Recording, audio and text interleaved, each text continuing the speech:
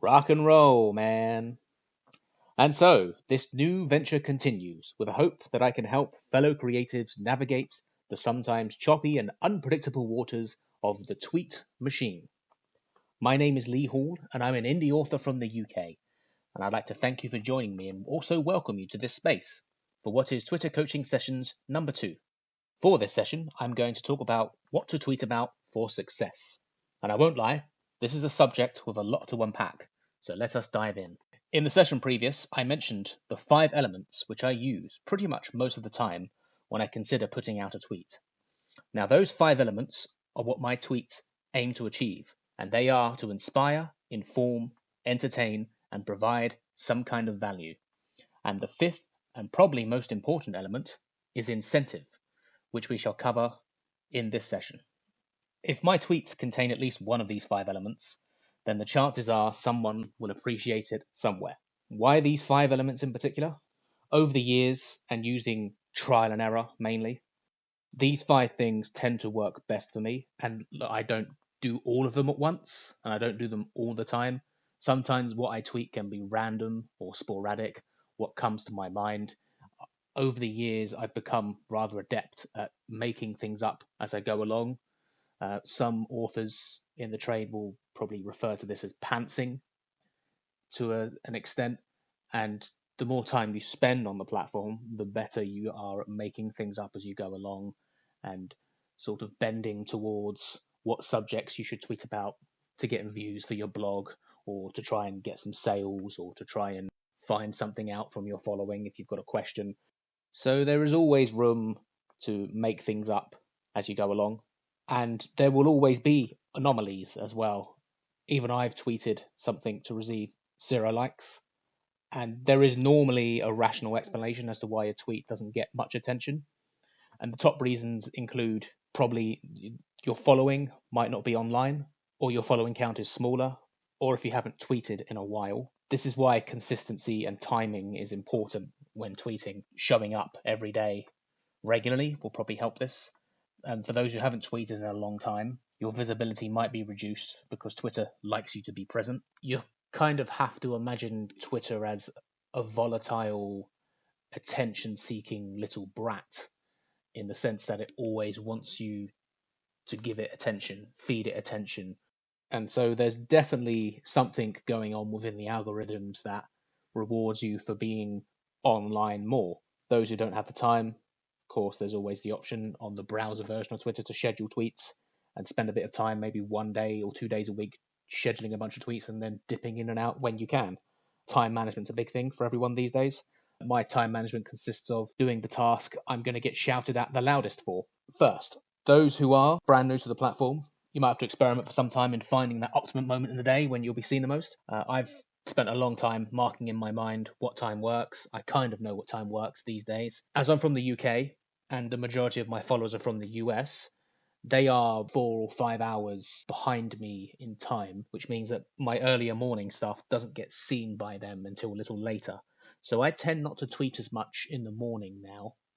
That's something you have to figure out yourself, finding your own optimum time to tweet throughout the day. So the most important thing to consider when tweeting anything is tone. Those who have spent some time on the platform will know it's quite easy to be misunderstood, and so it's imperative to try and tweet with a certain, I would say, neutral tone. Something I followed for a long time is to keep things light.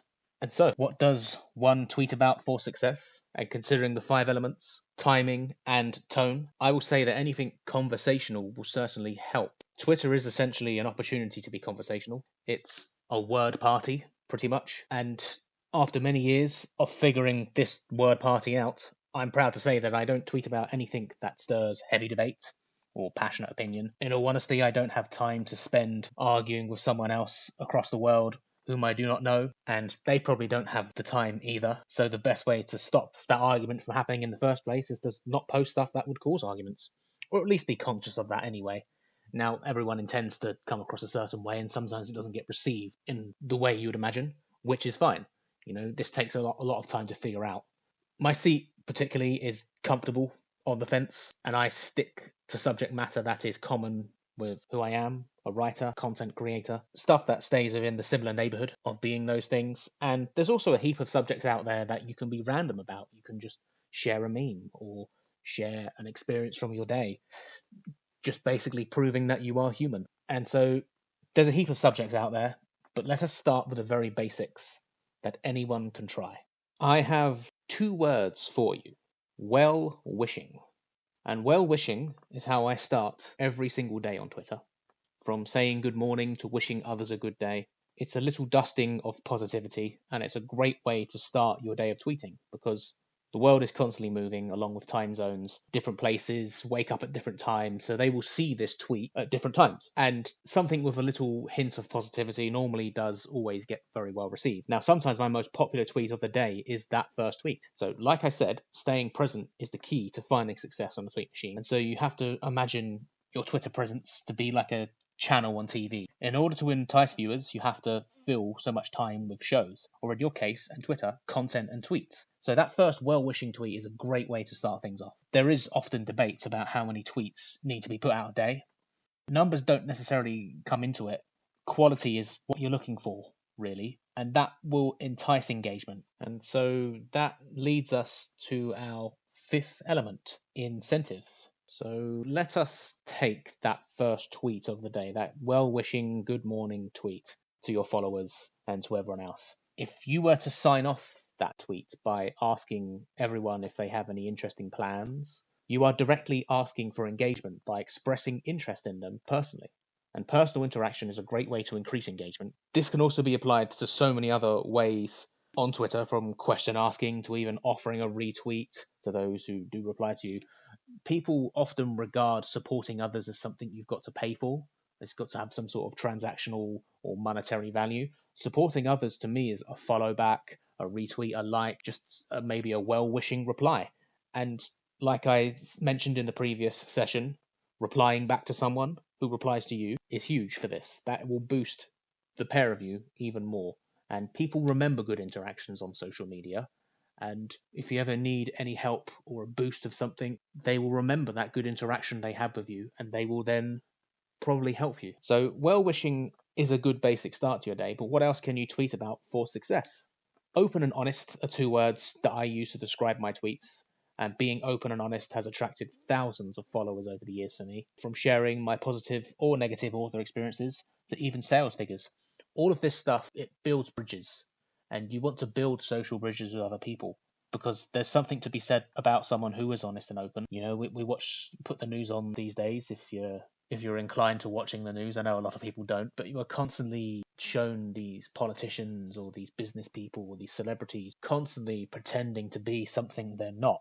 Being honest and real and open is very well received these days on social media. You know, I've often share my sales figures, my book sales figures, and they're not huge numbers, but it's delivered in a positive way.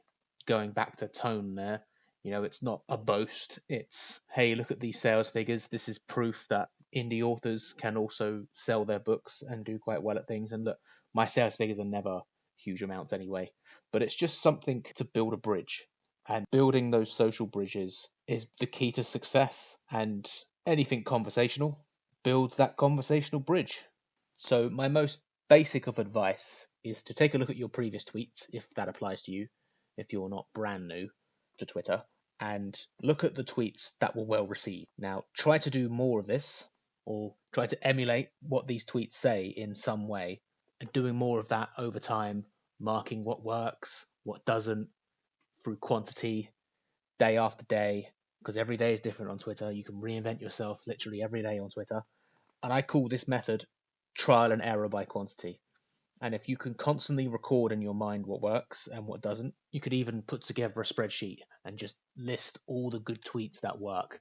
And using that resource or that spreadsheet or list of tweets will help you draw some inspiration of what to say in the future. Because if you are constantly on Twitter, if you are constantly tweeting and trying to figure it all out, your following will grow and newer eyes will see perhaps older tweets. And having fresher eyes on your profile will probably push you to keep going. And that's exactly what happened with me. You know, this trial and error by quantity is something that pushes me along every day. Every day is different. Every day is an opportunity to reinvent yourself and say something new and discover something new. Hopefully better results will push you, much like they have for me, just to keep going. And those that do keep going will eventually find rewards if you put in the time. And for authors in particular, next time I will be discussing how to sell books on Twitter. But that is indeed another subject for another time. But before I go, here are some quickfire tips about what to tweet about for success. Presence and variety is key. So tweeting regularly will boost your profile eventually. From a funny meme to an experience from your day, variety is the key to success on Twitter, along with presence. So keep it up, keep going. Eventually rewards come to those who are present and don't give up.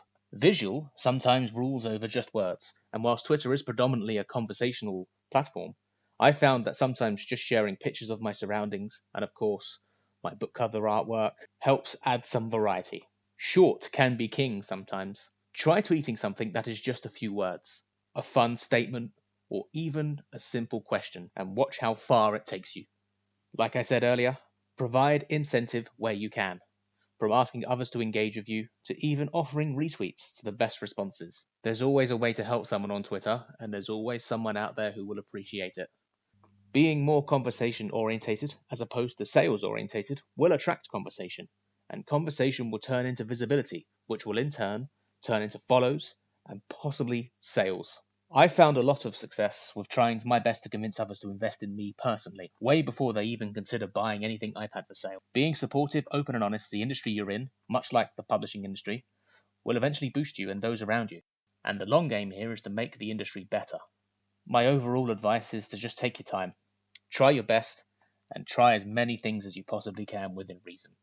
Everyone's Twitter journey is different, and part of the fun is the self-discovery, and your following will follow you for who you are. So just be you. And so, selling books on Twitter will be the next subject for my next coaching session. I do hope this session has been of some use to you, and I'd like to thank you now for listening. Peace out, rock and roll, man.